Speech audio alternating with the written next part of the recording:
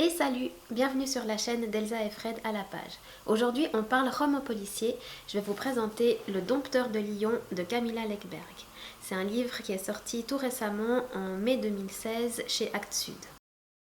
Camilla Läckberg est une auteure suédoise, elle est née en 1974.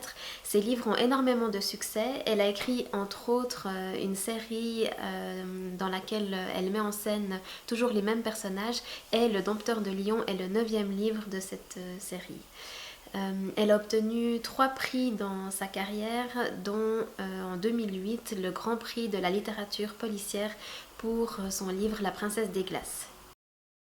Le Dompteur de lions commence par une scène digne d'un film d'horreur. Une jeune fille surgit de la forêt avec l'air hagard et les bras ballants, et puis elle se fait shooter par une voiture. Par la suite, l'enquête que devra mener Patrick Edström et son équipe consistera à retrouver une série de jeunes filles disparues, dont certaines ont été tuées et qui ont toutes subi des mutilations. On leur a coupé la langue, arraché les yeux et crevé les tympans.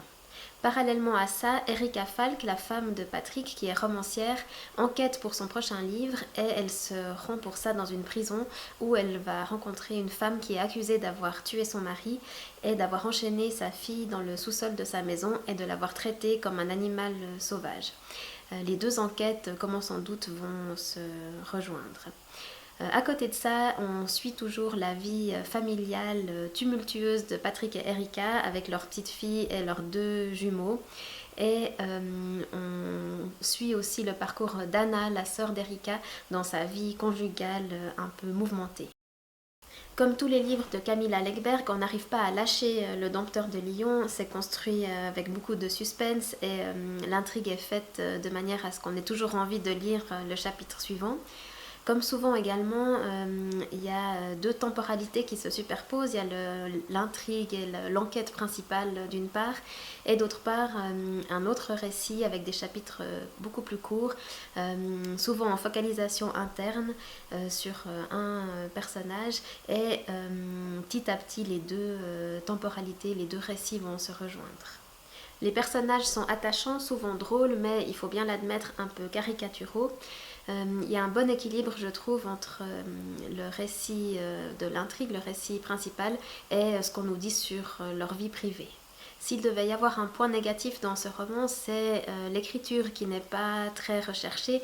Elle est limpide, elle va droit au but, mais elle est efficace et puis peut-être que c'est ce qu'on lui demande. Dernière chose que j'aimerais soulever, il n'y a pas besoin d'avoir lu les romans précédents de cette série pour lire celui-là, même si on retrouve les personnages qui ont évolué au fil du temps.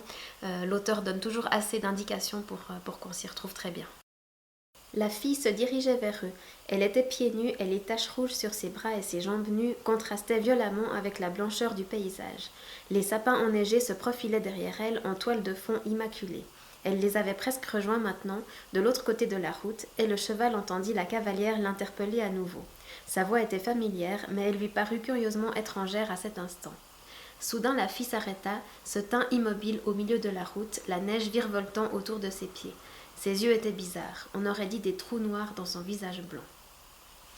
Voilà, c'était Le Dompteur de lions de Camilla Läckberg. Salut et à bientôt!